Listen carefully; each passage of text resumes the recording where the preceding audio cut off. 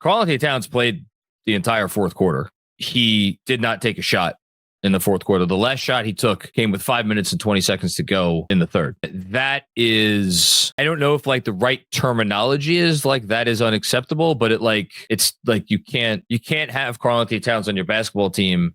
And like you could even go back to game one because he took 14 shots in game one. I think he was 10 of 14. 10 of 14, yeah. So that means Jalen Brunson took more shots in this basketball game than Karl-Anthony Towns has taken in the first two games combined, because Towns tonight took 11 shots.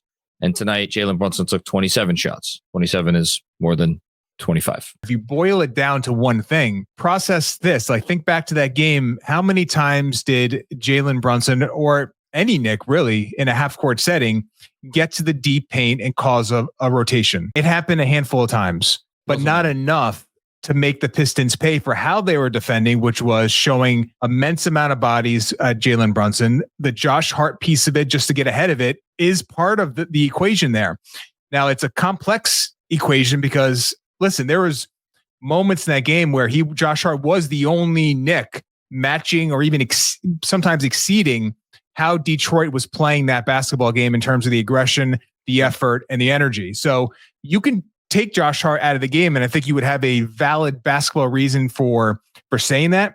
But just be honest with yourself and just acknowledge the trade-offs that would bring to the table. Yeah. He is the only other option there. Provide some sort of gravitational source on the ball, and it just wasn't honed in on enough.